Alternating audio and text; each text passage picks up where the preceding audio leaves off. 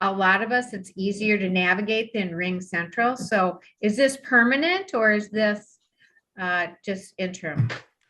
Yeah, so the city is going to be moving over towards Zoom as our official platform moving forward. So some of the meetings, hopefully the Planning Commission from here on out, it'll be Zoom based.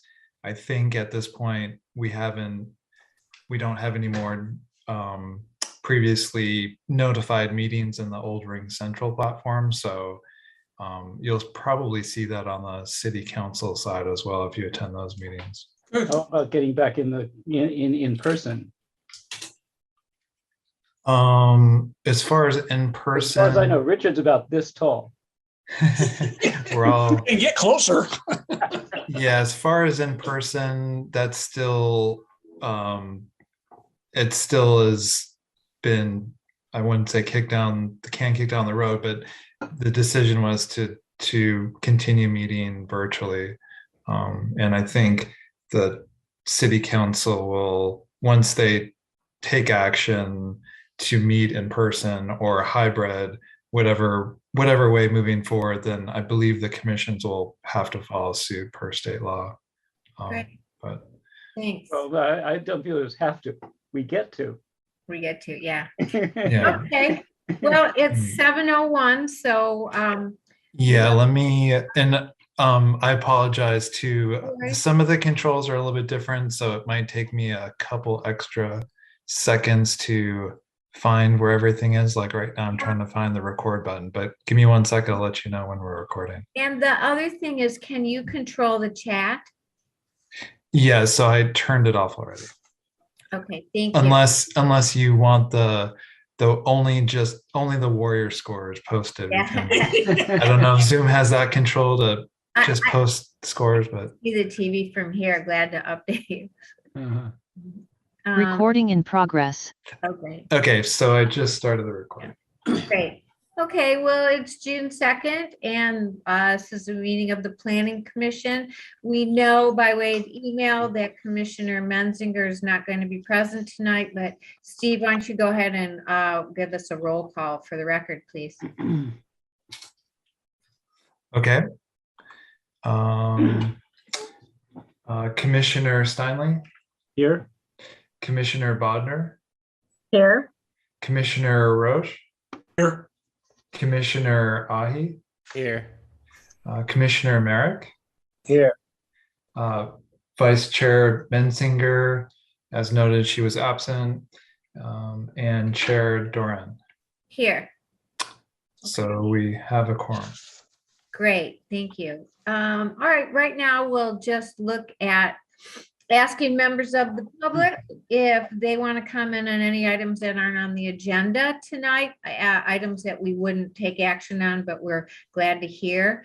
I actually only see one other person on the call that is not associated with the commission, John Bear. So if you have any comments not meant for us to take action on, John, speak up. If not, here you go. Okay. If not, then we'll just close that section of the agenda and move on to the consent calendar for the Planning Commission minutes of May the 5th. Shelley, do you want a motion? Are there any additions, deletions, revisions to May 5th? I don't see any. So could you please make a motion? Sure, Eric. Yeah, I'll move that we approve the minutes of the May 5, 22 meeting. I second. Great. Commissioner Bodnar, second. Okay. Can we all in favor raise our hands, or we need to be on the record? I'll do it. We Yeah, have to do roll another call. Yep, Yeah. I'll do that roll call. Commissioner Steinle, Yes. Commissioner Bodnar, Yes. Commissioner Roche, Yes. Commissioner Ahi, Yes. Commissioner Merrick, Yes. and Chair Doran. Yes. Great. That's perfect. Well, here we are at the time we've all been waiting for, the SB 9 objective standards feedback. Shelley, may I interrupt you for a second? Yeah, of course. Before we get to the really pleasurable part of this meeting, I see we have an unknown person lurking in our midst here, a newcomer. We going to get to meet him? Sure. Nick can introduce himself if you would like. Yes. Good evening, commissioners. My name is Nick Zorns. I am the new Development Services Director here at the City of Los Altos. Don't get confused, Community Development Department is still intact until July 1 when the official renaming of the department does change over to Development Services. But yes, I am here as the new director. So nice to meet all of you virtually. Hopefully we can meet each other in person in the coming months and look forward to working together moving forward. Welcome. Welcome. Yeah. Yeah, you're in for a fun night tonight. Oh, yeah. So, Steve, I guess at this point, I'll turn it over to you for the staff report for SB 9 Phase 2, which you've put a lot of work in. I see Xiao's on the line also, and I think this was your staff report, so please go right ahead. Yeah, actually, I'll turn it over to Jia, who just has a very brief presentation, because what we really would like tonight is for the commission to dig into the providing the feedback, but just as a background, Jia can present a couple slides for you. Sure. Good evening, Chair and Commissioners. This is Jia Liu. And I do have a very brief presentation just to kind of highlight the background regarding the SB 9 and how and why we're here today. So last year, September 16th, 2021, Governor Newsom signed off the Senate Bill 9, which has been taking effective since January 1st this year and making the review of all SB 9 applications ministerial only. And corresponding to the adoption of the SB 9, the City Council adopted a resolution on December 14, 2021, and to establish the objective standards for all single-family residential zones. And as part of the meeting, Council also direct staff to further revisit the adopted standards through at least one session with the Planning Commission and Design Review Commission. As you are all very well aware that on April 6th this year, a joint PC and DRC study session was held. And on May 5th, 2022, Commission continued this item to the next available meeting, which is the meeting today. And our this next step is to hear your feedback today that specific or general on SB 9 objective design standards, so that staff will report back to the council. Thank you. And I'll also add that Eric Ramakrishnan is here from the city attorney's office. So if you have any technical questions with regards to the law, he can answer them, as well as potentially keeping the discussion on track. But he is available here for questions or of that nature. I was thinking about how to approach this with the commission, and I'd really like feedback from the commission. There's two things. There's the potential discussion items that are listed on page 3 of the report, and then the unresolved items, and then the recommendations from staff and comments by the public. Commissioners, would you weigh in on, the order which you give me your opinion on going in that order, or is there another way to approach this? And I think Mayrusa and Ronit, you've had experience over the years with this and how to look at the standards and organize these meetings. So some feedback would be great if you care to comment. Or just approach them in bullet point form. I mean, I looked at it in terms of I went down the bullet points that were directed by us on those pages, like section 3 and 4. Yeah. Okay, but it's a long list. yeah. And Yeah, I did the same. I just thought because it's like the first time we're discussing it that it's kind of just good to maybe get everything out on the table and then we'll refine it for maybe the next meeting. But for now, just to see if we're all in agreement on certain things or not. sure. And Steve, a question for you, because there were some directives about having this finalized in May. Obviously, that didn't happen. So if it takes another meeting or two, does, does it affect anything else? I think we're trying to get back to council as quickly as possible.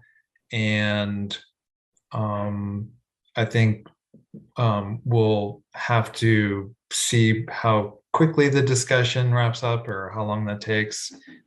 We might be also directed by the city manager to get it back to the council sooner than later, just because he manages their agendas. And but there might also be some discussion by this commission about, it's more of the high level of what you would like the city to do with potential objective standards, and maybe not get into the details of them, but provide your overall feedback and then ask for the city council to direct for more specific, or there's more details of the standard. So you potentially are not sort of, I wouldn't say wasting your time, but you don't devote a lot of time where they may ignore some of those standards.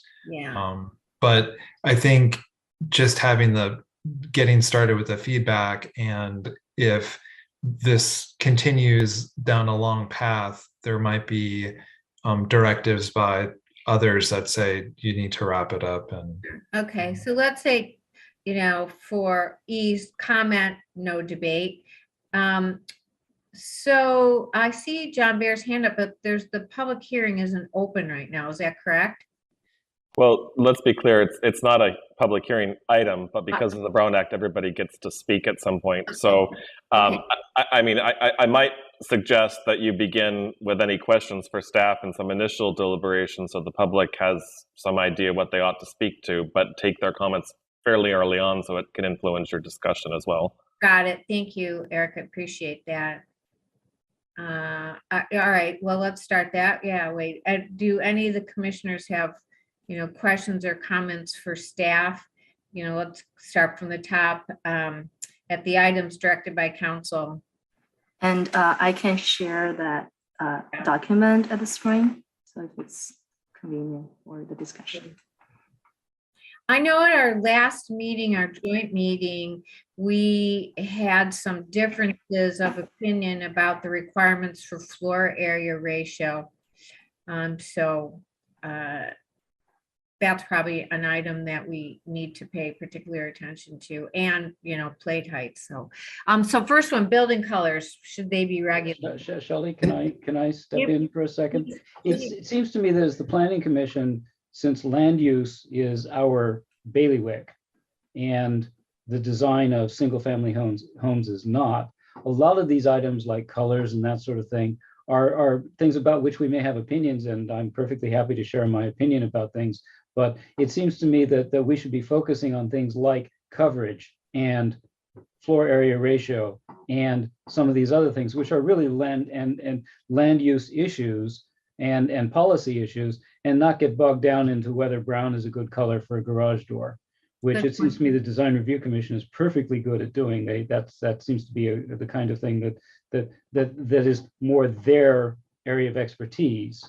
Right. And our area of expertise being land use, we should be looking at in a sense, the policy issues behind things like floor area ratio, which, while it doesn't make a whole lot of sense in multifamily settings, does make more sense in the single family setting.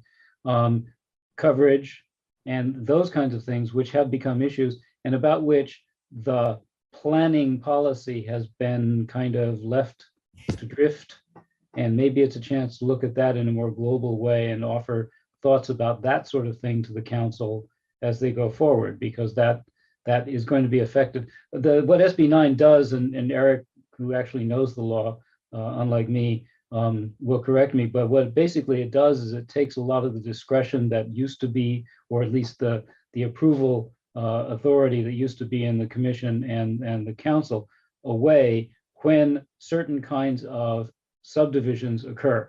Not all subdivisions, but a particular kind of subdivision. And so the question is, can we have anything to say that's useful about these other issues in the light of what SB 9 allows and doesn't allow? So, Eric, did I get anything wrong in what I said there? I'm more than usually stupid tonight, so. I won't say that you said anything wrong. It doesn't just apply to subdivisions. It also applies to certain types of housing development projects that don't require subdivision, but I'm just getting technical now. So right, but I was thinking more in terms of the land use issue, which is right. Subdivision. Basically, when things were subdivided before, there was a ratification process because we couldn't actually say no as long as it was conforming. And then the question of what is conforming in those circumstances, because SB 9 basically says they want to do it, it's conforming now. So sort of dealing with those questions, because there are lots of bizarrely shaped lots, strange lots, small lots, things like that in Los Altos, and seeing if we can do something to sort of get our arms around what those issues might be in terms of the way SB 9 works. So does that make sense to anyone? Yes, and on that point, it's applicable to floor area ratio and plate heights, right? Especially when it comes to a twoplex, under SB 9. Right, I agree, and I think those are the areas where we should perhaps focus our attention and not get bogged down in design standards, which about which we might have interesting things to say, but that perhaps that's for later on. Yeah, and through the chair, if I could add a little bit to that, I think it's if that's the commission's desire, I think the way that Commissioner Steinle laid it out makes sense when we think about the Planning Commission's role. I think one thing to think about in relation to what he just expressed is that our design standards didn't change zoning. They were strictly design, which we were able to adopt by resolution under our zoning code. But we weren't able to change any zoning requirements without an ordinance. And so I think a question of, do we need to change zoning requirements for SB 9 projects to allow flexibility or not, and what that might look like is an area where I'm particularly interested in your commission's feedback. Okay, thank you. Okay, that's farther down the list. Okay. All right.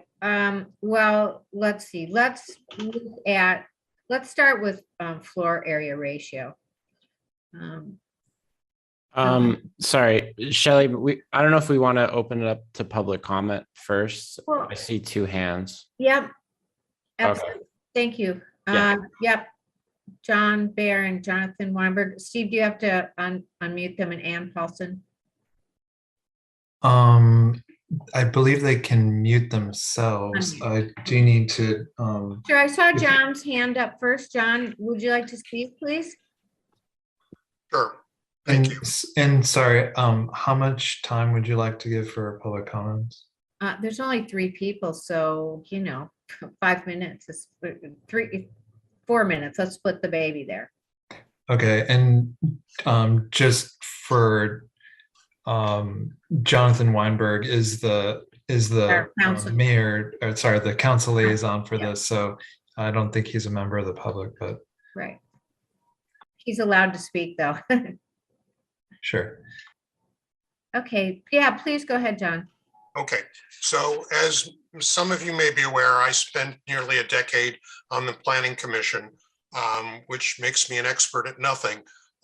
However, it was at a time when the Planning Commission did both commercial and residential design review.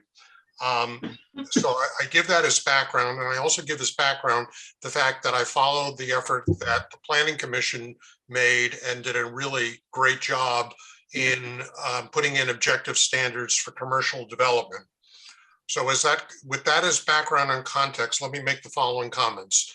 Palo Alto has done a really good job of coming up with objective standards. And I would really encourage staff, that includes you, Nick, welcome, as well as the Planning Commission and Design Review Commission to look at what Palo Alto did.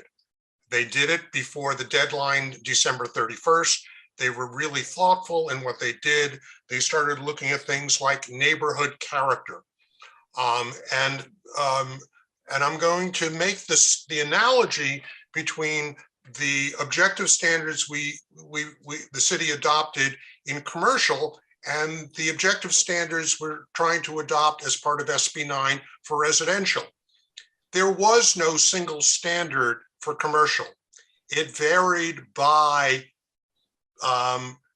district. So you had different standards for CT, CRS, CD, commercial neighborhood regions.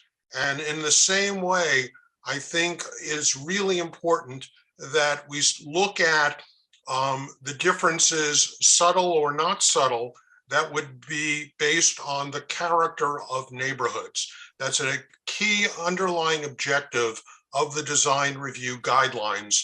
And that's going to get lost if we use a one size fits all across all of R1 district.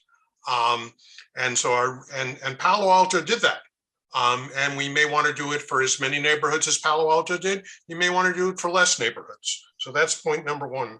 Point number two, I know there's been a lot of discussion as to exactly what the scope is of what the Planning Commission and Design Review Commission should be doing.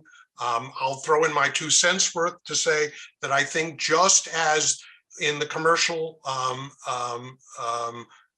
objective standards, the goal was first to codify what already exists, to put in objective standards of what exists. And I think that's really step one. The question of, are there changes that may be beneficial to make based on them being SB 9 projects, I think is a secondary step. And I think just making sure we have guidelines that reflect what we're already doing in the community, but our objective, I think, is really important. And separating the two, frankly, I think also highlights where things may want to change. And most of those obviously are policy decisions that will ultimately come before City Council. That's my comments. Good luck. I don't envy your task. Thank you, John. Thank you for your past service on this. We really appreciate it. Let's see, Anne?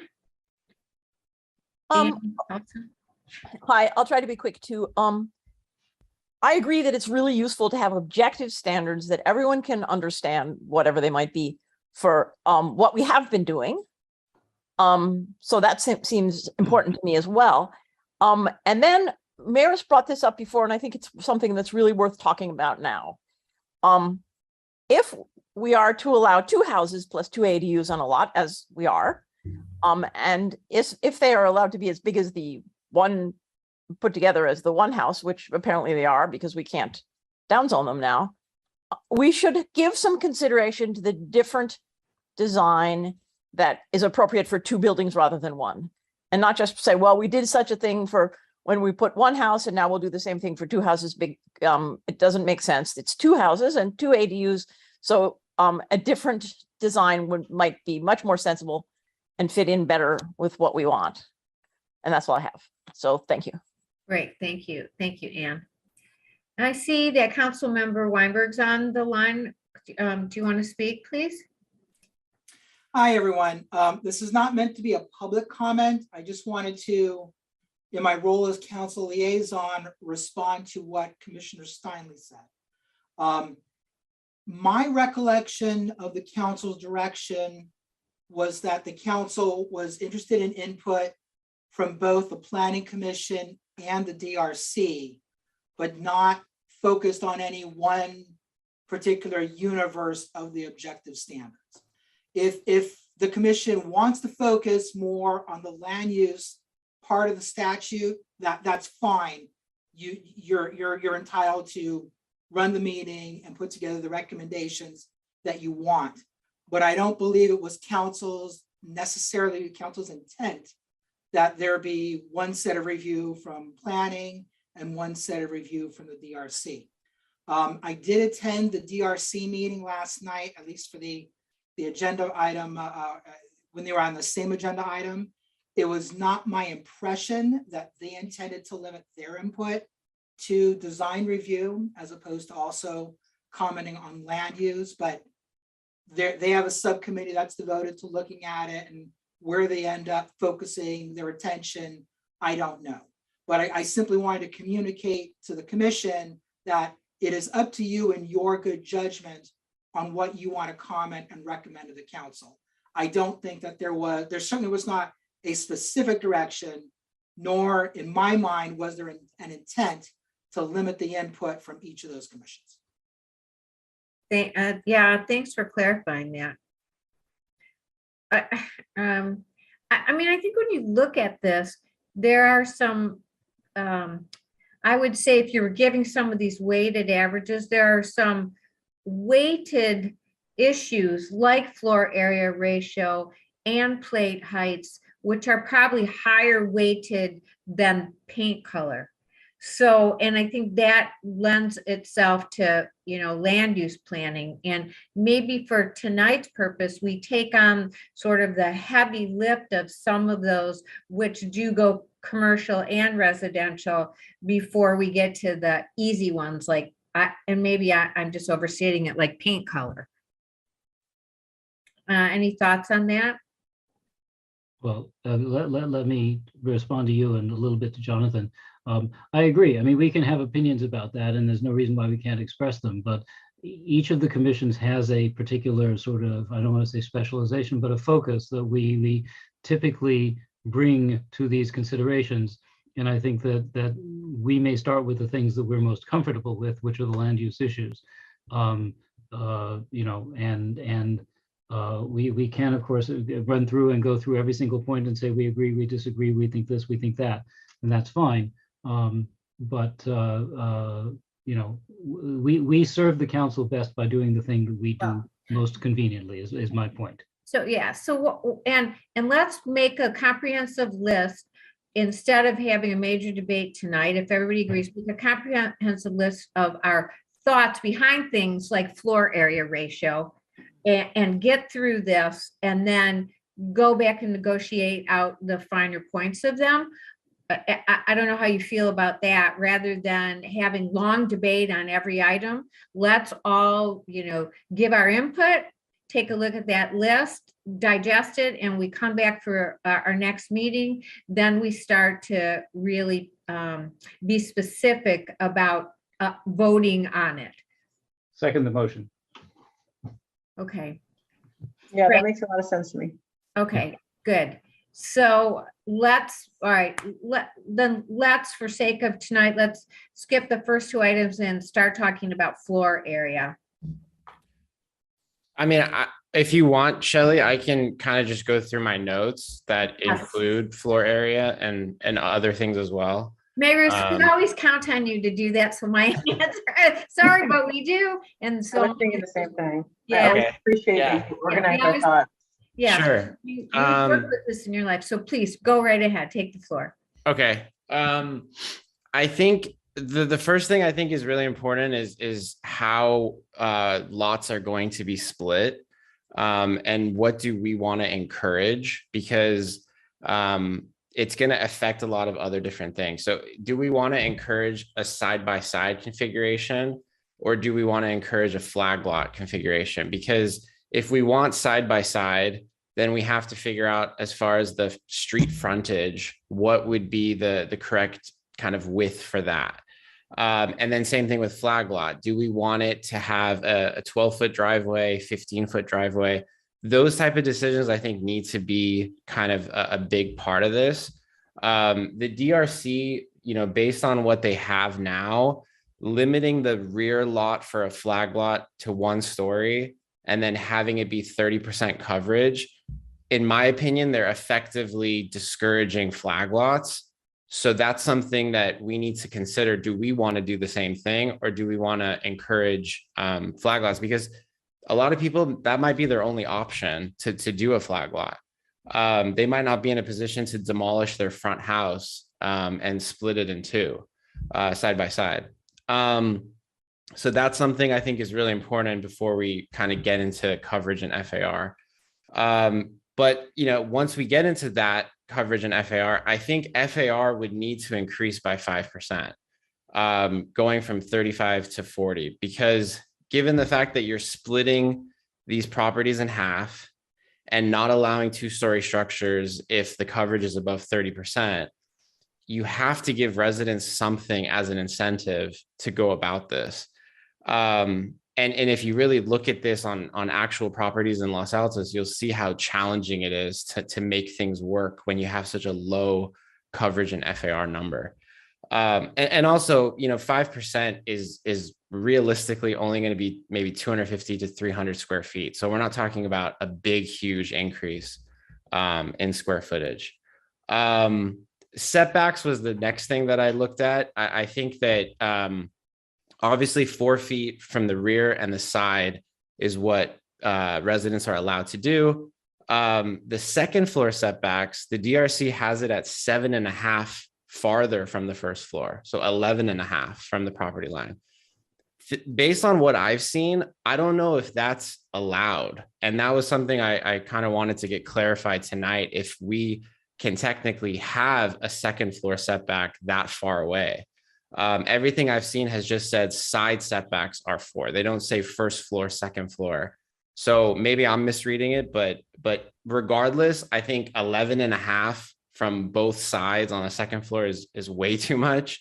I think if you have a lot that's 35 feet wide, you're going to have a home that's, 13 feet wide. It just doesn't make a lot of sense to have such a narrow second floor. And then, the DRC didn't come up with any kind of creative solutions, which I think would have been helpful. So obviously we all know that 4 feet is what's allowed, but we would love it if we could have maybe more setbacks. So what if we said that, if a resident voluntarily put their house or their unit 10 foot from the rear, from the side, then they wouldn't have to follow a daylight plane, or they would be allowed a higher ceiling height, plate height, those type of things. I think that's where we can kind of begin to have that discussion to kind of get the units farther away, but also give a homeowner kind of more leeway and not have such a strict kind of design criteria. And then, the emails we got from residents as far as having 2 streets on either side, I think 100% you would have to allow them to have the same street for both units, not have it on the back street. I think that's going to cause a lot of issues. And then another email was, if a property has a higher grade than another one, then should there be extra, screening? I think definitely that's something we should look into. I don't know what exactly we should say if a site is X amount of feet higher in grade than the one. I don't know what we all think should be the case for that, but I think it's important to kind of look at that. And then, I didn't really have a lot of notes on the design stuff. It was mostly just looking at FAR coverage, setbacks, and then having some type of visual information or diagrams that show the different ways that lots can be split in Los Altos, and coming up with kind of what we want as a city for this. So that was kind of just a quick run through. That's great. Thank you. Mhm. Thank you. Very comprehensive. Any other commissioners have feedback on FAR? I do have some thoughts. First of all, I'd like Maris to send his list to Steve so he can send it around to the rest of us before the next meeting. That would be very helpful. So if he would be willing to do that, and if Steve can send it to us, that'd be great. Yeah, sure. One of the things I think we have to consider is and I think I agree with everything that Maris said, is whether we would like to encourage the use of second stories more than is encouraged now. If we're going to increase the FAR, it may also be necessary to allow more second stories, because right now it says that if the FAR exceeds 30%, then there's no second story. And given the nature of these lots, just from a design perspective, it may be necessary to consider more second stories rather than fewer second stories in order to provide the necessary space. And I think that's something that we have to think about, particularly since we are on the multifamily side looking at increasingly larger, that is to say, taller structures. And who knows whether, you know, the quadruplexes and things may be coming back. That's something I think that we have to think about, whether as a matter of policy, we would want to recommend encouraging rather than discouraging second stories. And I know that there is going to be a lot of opposition to that, but that's something that I think we need to talk about. Would that be based on the size of the lot though? Because if it were a larger lot, we would be more encouraging of a second story, you know, a 9,000 versus a 13 or 14,000 square foot lot. I think we have to consider all those possibilities, and we have to think about how we would do this, because floor area ratio is one of those things that means different things in different contexts. And one of the ways the floor area ratio comes in is and this gets to part of what Mirus was talking about, step backs for a second story, for example. I mean, if you have a floor area ratio that says you can have, I'm just going to make up a number here, 3,000 square feet, okay? It could be that that's 3,000 square feet on one level, but it could also mean it's 2,000 square feet with 1,000 square feet on top as a second level. And that issue has come up previously in the multifamily setting. The last time the Planning Commission talked about FAR and was mystified as to why it was talking about it, it was in those terms. And it's a bit of a blunt instrument. It's a bit like taking a big sledgehammer to kill a fly. From a general design perspective, but in terms of single family homes, it makes a lot more sense. And I think that's something that we might want to consider as well. Coverage, intensity is one of those words that means a lot of different things in a lot of different contexts. One of the things it means is coverage, but the other thing it means is the combination of coverage and number of residents and the ways that the parcel is used, just as opposed to simple coverage of the area. So I think we want to think in those terms. Would we want to encourage a different kind of design approach? And this is where the design and the land use things come together. A different design approach that would take us in a more elevated direction. And I think that that's something that we want to consider as well. And I think that sort of follows on some of the things that Mirus was talking about, and it may be a way of approaching some of those questions.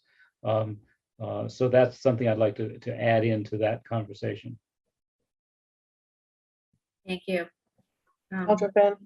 I thought Mary's comment about, are we unintentionally discouraging flat lots, to be really interesting. And I think you're asking, like, do we want to do the opposite? And I'm not sure where you've fallen in. And I mean, I think we should make it easier, because I think that to the extent that there's a perception this is going to create like just the more intense feeling on a street, the flag lot positioning is going to diminish that. But at the same time, I wouldn't want to push all of the designs of these into that orientation, because I think that streets benefit from having both on them, and that site, it can be so site specific what would be a better use. But for sure, we want to make it possible to do flag lots.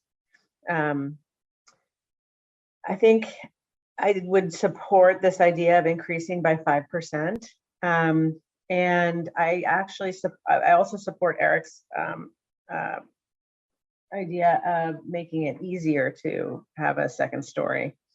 And I think it's really interesting, your idea of incentivizing the owners or builders to push their buildings further away from the neighbors, or increase their setbacks by rewarding them. I think that's worked. I mean, I'm thinking about it in totally different context, but you know, there was a time when, like, if you added solar, you got a little bit more square footage. And that was very successful. It was a very good motivator. And so I think it would be a win-win, because the builder would get, an owner would get more square footage, and it would actually, the neighbors would be pleased too, because they'd get more relief. So I think that's a really good strategy to accomplish something that would make neighbors happier. Those are my initial thoughts. Thank you, Ronit. Richard or David, comments? Well, I'll jump in there. The comments of these are great. I think this is a really good way to get started. I love the idea of flag lots. The flag lot, of course, if you have the lot and you split it side by side, then you have two homes side by side, and it really could disrupt the appearance from some people's perspective of the neighborhood. Or if you had a flag lot, you don't see the second house necessarily because it's in the back, and yet you've done the same thing. So I think that's a really good idea. The incentivizing is just a super idea. Instead of 4 feet, which is ridiculous, but it's the law. If they make it, if you go 8 feet back, then you say you give them a bonus, let them do something. Another 100 square feet of housing or whatever it is, and staggered. I think those are really great ideas. So I would go along with those. Great, thanks. Commissioner Merrick, any thoughts? No, I have nothing to add at this time. Chair, if I may, I'm stepping outside of my role as an attorney, but there's something I've seen some cities do, and I don't know enough to know if it goes along with what the commission is talking about or not. And I'm just sort of curious what people think of it based upon the comments we're hearing. And that's, some cities are saying that they won't allow you to build a second story outside of the pre-SB9 setback. So in other words, if the pre-SB9 setback was 10 feet, then you can't build on the second story closer than 10 feet, but obviously you're welcome to build on the first story up to the 4 feet that SB9 allows. Would something like that achieve some of the objectives that we're discussing here, or does it run counter to that? I'm curious as to your thoughts on that. I mean, I think it does, because then it provides parity between neighbors, the ones who have existed and have 2 stories. And what we're saying is your neighbor is going to get exactly what you got, but not more, right? But not as close, yeah. Right. Yeah. If I can put it in terms that Eric will recognize, it can be both a shield and a sword. And I think that it is a good idea I like Maris's approach of talking about incentives, but sometimes the incentive is a carrot and sometimes it's a stick. And, you know, we may be able to work on something that will allow that kind of an approach that rewards people for doing something we want if they can, but also sort of pushes them in the direction of virtue, if that's the way we want to look at it. Particularly since we're talking about doing a variety of different things. It would not be Los Altos without flag lots. I mean, that is inconceivable. So, and I think it's right that we think about preserving that aspect of our culture, if you will. And I agree with Richard entirely that it's nice to have things in the back. But that does raise, particularly because we have so many strange lots. I mean, there are some that are square, but there are a lot that aren't. And things like flag lots and that sort of flexibility. And I think I would encourage us to think about even perhaps more flexible kinds of things. That kind of flexibility allows people to do what the law allows them to do without offending things. And I think that we want to encourage people in that direction as well. So I think we could think of ways for things like, you know, a bigger setback and therefore you get something. And if that's a very good way of encouraging the kind of development we would like to see. Right, but what that does too is takes us into a discussion then about plate height. For Your that favorite topic. You yeah, want to talk about that's plate height. important because at 8.3, because if you're going to set back, Uh-huh. 8.3 may just be too short of a plate height for the second story. So and that's bothered me from just looking at this, is that Right. in modern times, 8.3 is a pretty low plate height for a second story. So Yeah, and also to add on to that, I think that the incentive, I probably shouldn't take full credit because I think Phoebe Bressick was for ADUs was the one that I think floated it, but it was, if the ADU is 10 feet, then you don't have to have that daylight plane. You can go straight to 16 feet high. yeah. And I think the daylight plane that the DRC came up with, I think it is, it works if it's 4 feet away, but I don't think you need it if it's 10 feet away. So, and also with the plate height, I was thinking just 10 foot on the first floor, 9.6 on the second. And that's only based on residents that have gone to the DRC. I've watched a few meetings now, and that's what they propose initially. And they get sent back to go down 6 inches on each. Yeah. So you already see a desire from residents to do that. So Right. why not give them that if they decide to go 10 feet? And the other thing, let me ask you this, Mayru, since the other thing is that this also affects whether you have a gabled roof or a flat roof then. Mm-hmm. So there's 3, factors that go into changing these setback requirements that we need to be specific about. Yeah, very true. Yeah. Yeah. I mean, I understand the desire to have a step back on the second floor. Obviously that's part of Los Altos, is having the step back. I think it makes sense to go 7.5 more when you have such a wide lot, which is what is typical in Los Altos. But if we start to see lots that are 35 feet wide or even less, maybe, then 11.5 on both sides is just gonna look funny. So like a birthday cake. Yeah, it's gonna look like a bad wedding cake or something. Yeah. So I think that I think a big thing is talking about the flag lot versus side by side. If we don't want really narrow lots, then I think the side by side, we have to come up with what is that width that is the bare minimum that we want to see. Because if a parcel is under 60 feet wide, do we want that lot to split side by side, or would we rather them kind of have a lot in the rear? Right.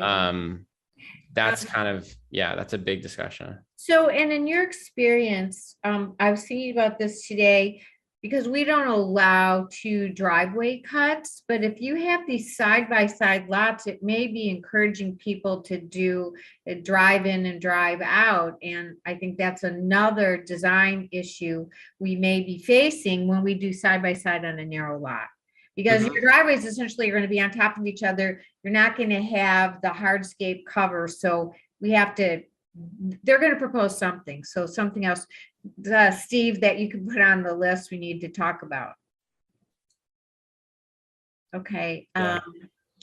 So do you feel, do the commissioners feel like we've addressed those 2 topics and can move on to affordable housing requirements and then jump into And I just want to suggest that affordable housing is probably not within our purview here. I have some concerns, legal concerns, but also I do think we should keep the focus on design, zoning, those kinds of issues here. All right, perfect. Thanks. I appreciate your input. Okay, then let's drop down. I think we've covered.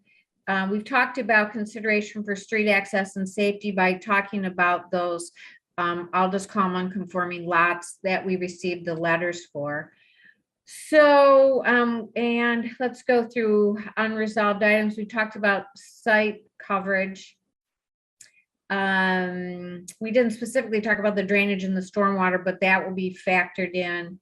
We just talked about floor area. I think we could skip over garage door design and materials. I don't think that's applicable to right now our legislation tonight, or what we're discussing tonight. Anybody have any feedback, or can we move on? I have a question. Can we go back just briefly? What did we decide on those lots that sites that back up to a second street with dual potential access? And I know we've had feedback from the public on the elevation where one site is higher than the other. Can make a tremendous difference. Can we have a little refresh there for me? I seem to have missed what we decided. Or did we?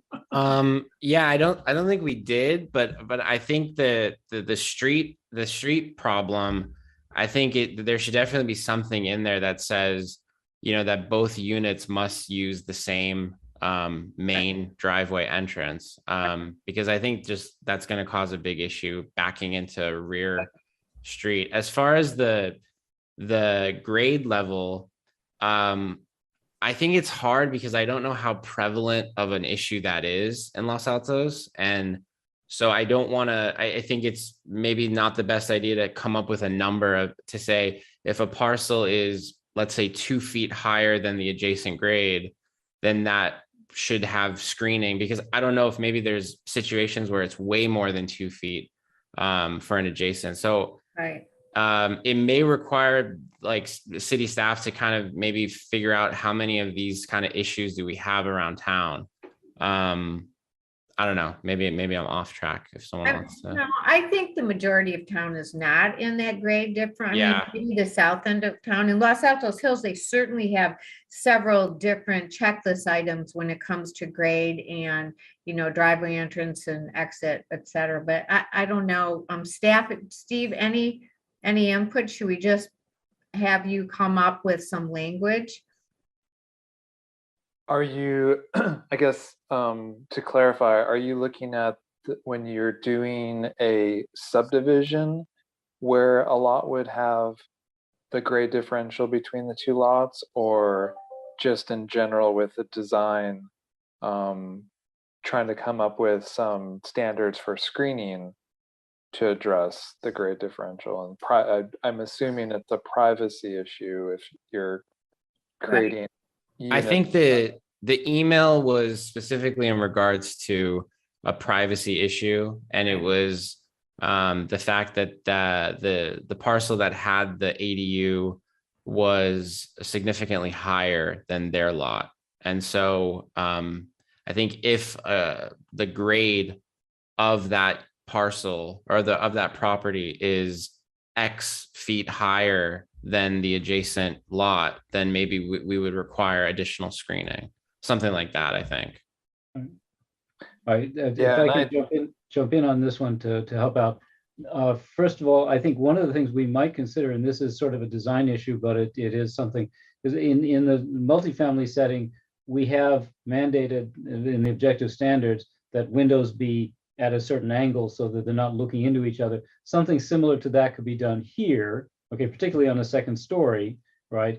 And secondly, there's the neighborhood that I call the land that time forgot. That was it's the Stevens Place Marshall Court area with little duplexes, and the question of the grade elevation was prominent there. That's one of the things that they were concerned about, because I think they're lower than the R1 houses around them, and they were concerned about that. And so the council, this commission, and then the council worked hard to come up with zoning rules, because there were none for that neighborhood as it turned out.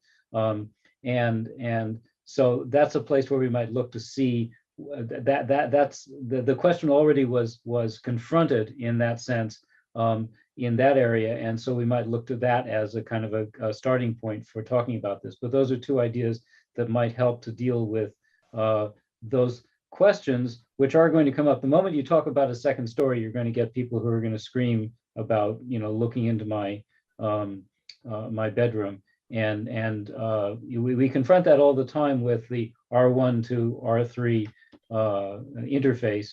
And these are areas where within the R1 context, it's already been sort of confronted. So we might look at those as possible things, and that's where sort of that all comes together.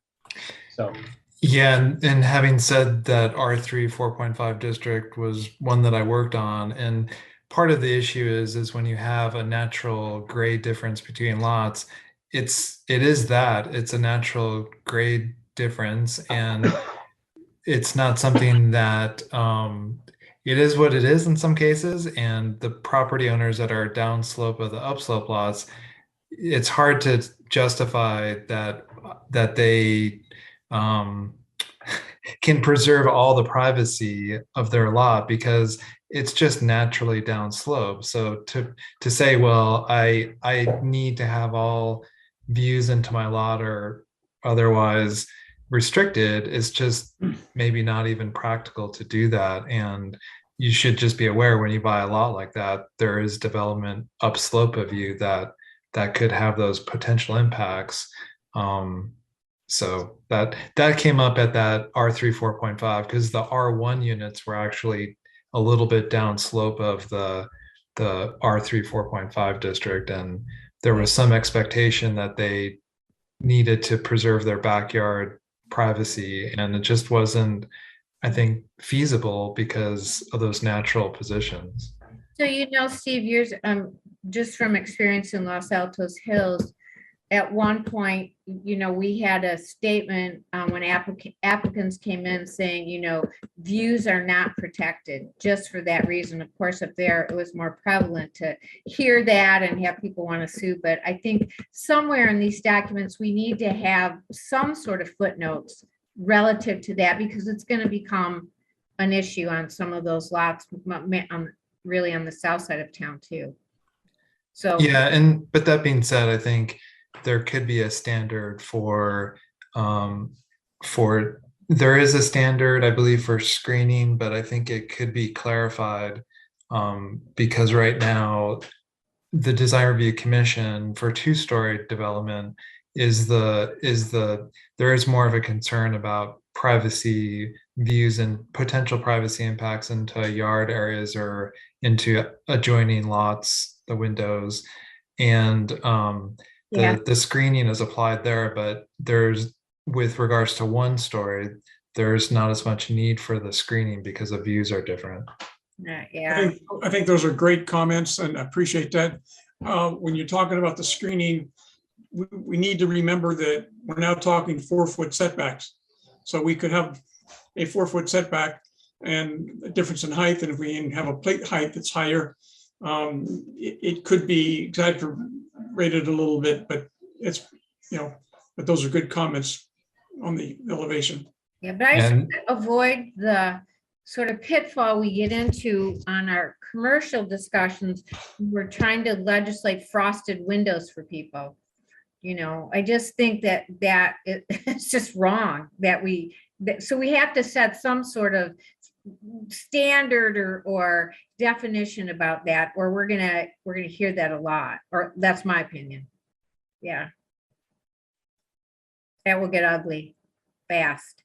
Mm-hmm. Okay.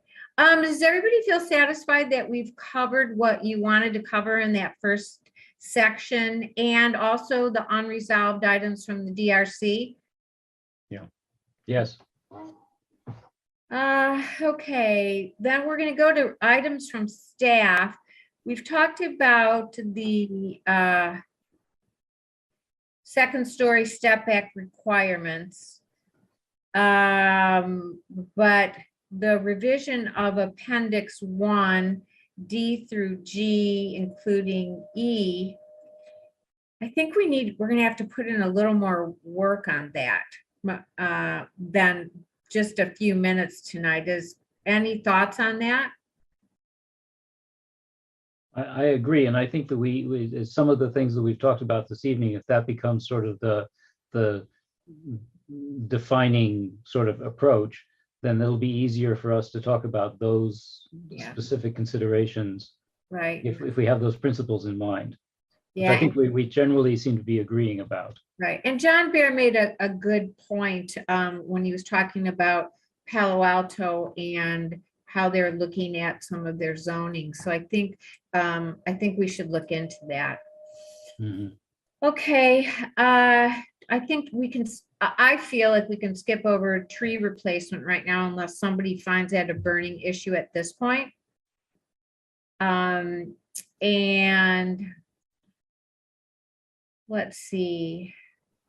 We just talked about screening for two-story residents. So I think the whole issue of screening is going to be something that we have to talk about as we look at the setbacks of the second floor and incentivizing people to have greater setbacks to get height.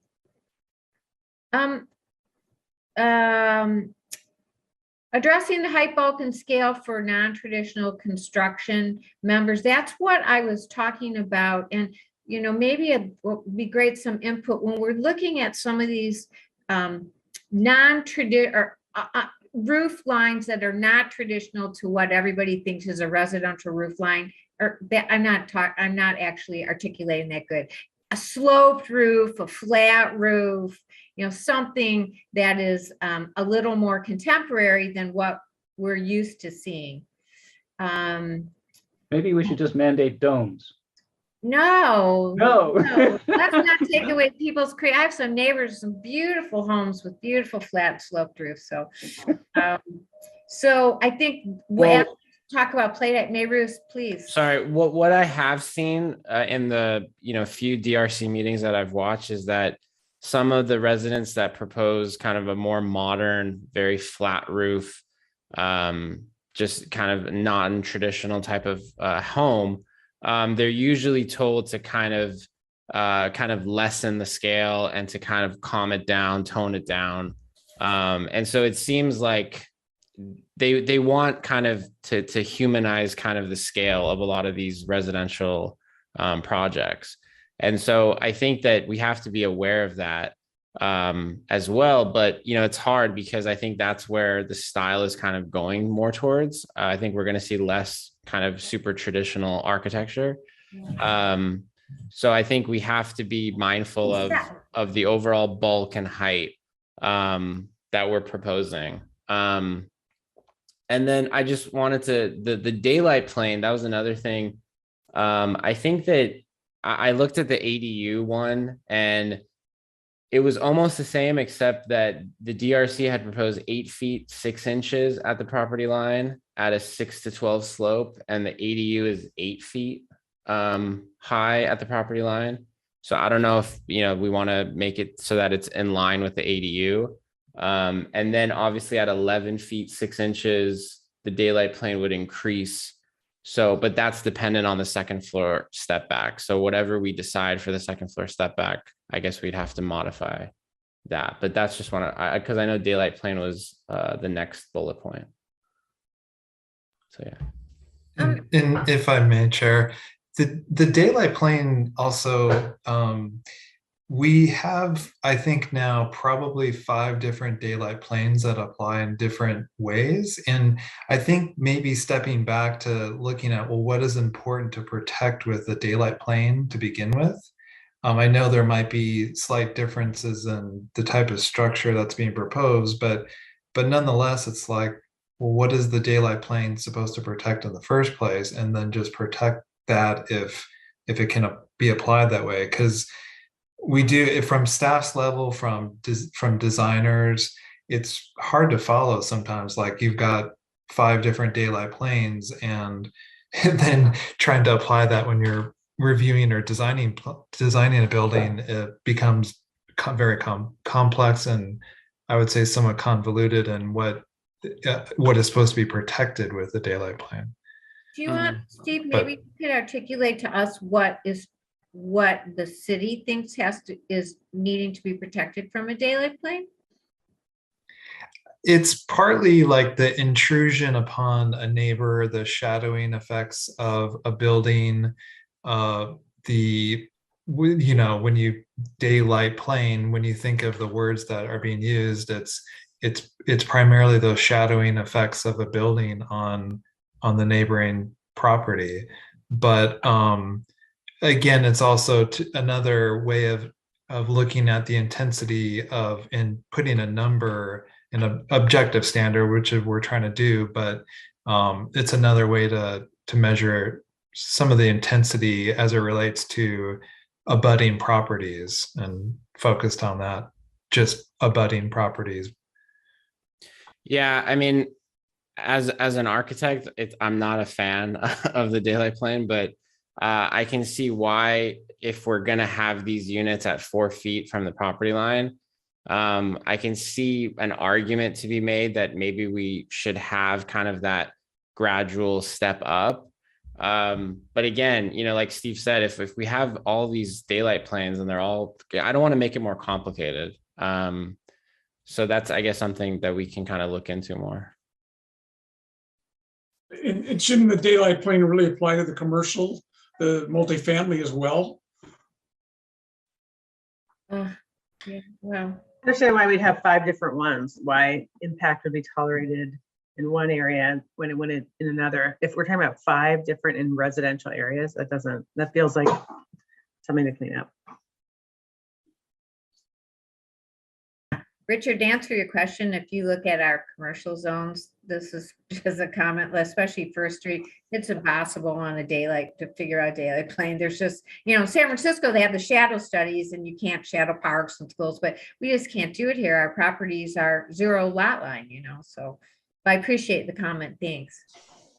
Okay, let's see where we are here. Do you all feel like we've talked about the last bullet point of restricting the percentage of ceiling height for each story that exceeds the wall plate height limits? We talked about that early on. Do you feel like we have some sufficient bullet points for that? Yeah. I do, but I just wanted to get your input. Okay. All right, then we do have the comments by the public. And I do think that we have addressed the urban lot splits. And along with that, and please jump in or correct me with the lot splits taking access from substandard streets. And then privacy concerns we just talked about for sloping different lots. Any further comment to those? Okay, well, okay, so we've covered the land use portion of this. And from the feedback, Steve, I think the expectation is that you and Ja will put these in note form and send them to us. And then we need to have a longer discussion before we come to conclusions on several of those points, lot splits, you know, setbacks with. Is that your understanding, Steve? We could provide a summary of the discussion points tonight to allow you to then focus on those things. Now, when you do that, just a point of order, you send that to us. Do you send that also to the public? Or is it just specific to the commission, or how does that work?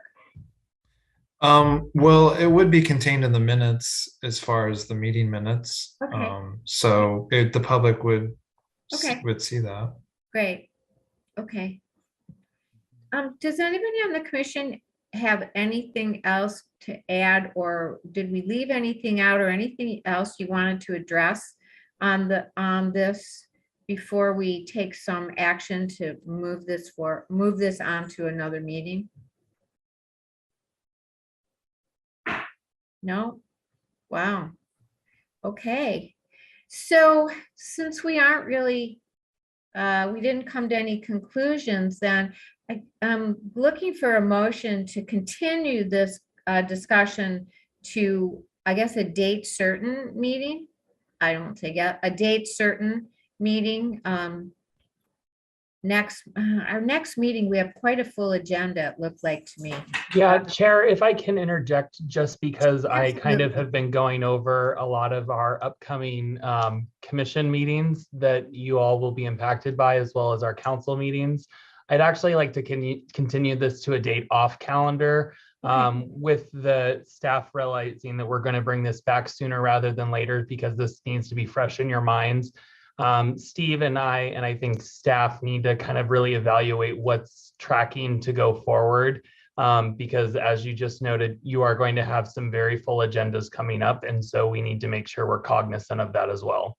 And we also have vacations this summer. I mean, it would be great, in my mind, if people could let Steve know, when you have vacations coming up. So when we have heavy agenda meetings, we know what our attendance might be.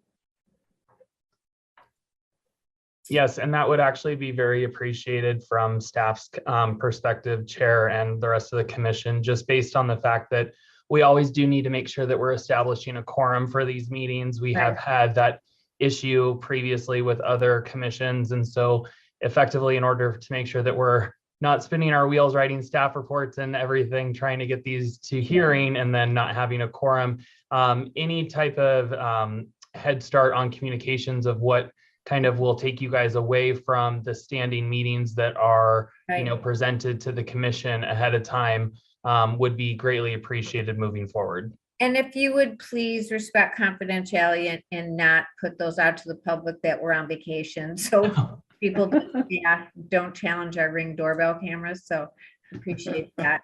Okay. Well, Shelley, now I'm going to come visit you on your vacation time, because I will know. Yeah, don't worry, my cameras work.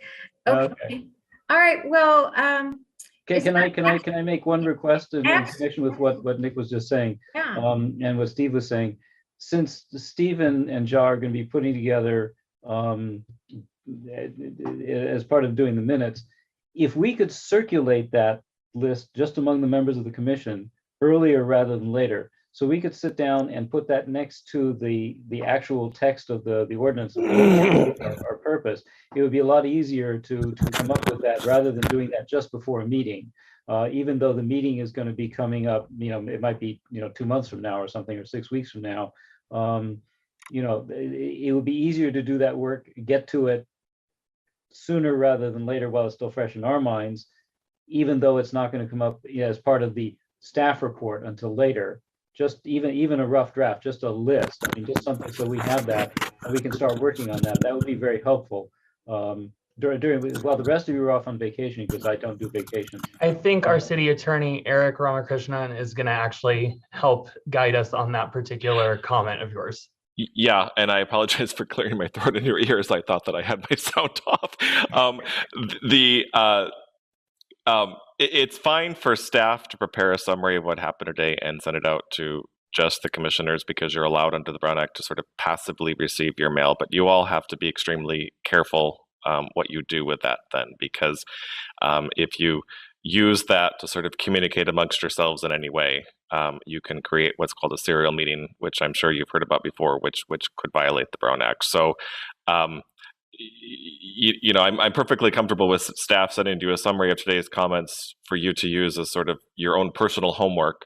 But please don't use that to sort of communicate back and forth amongst yourselves with that your deliberations need to be in public. I appreciate that. I don't play well with others, so I wasn't going to share my thoughts. Okay, good. but now admitting that publicly, yeah, we appreciate that. I wasn't suggesting that we have off camera meetings, so to speak. But yeah, no, I take your point. But I just think it was easier to actually contribute something if we could sit down and spend some time, thinking about these things together. So yes. And I would like to just draw the point is that we are continuing this item off calendar, so we can get this to you as quickly as the next planning commission meeting, so that you can have the minutes As a part of your agenda packet, you will have those notes that would be included in your meetings from this particular one. And so truly you will still get some time before we're bringing this back. So in order to also help make sure that it's very transparent and there's no dibbling back and forth and any potential serial meetings in violation of the Brown Act. So there is going to be that room for the commissioners to also have this information, even formally in that manner as well. So I'm sorry, so off calendar just means we don't have a date certain that we're going to do this. I didn't know that term.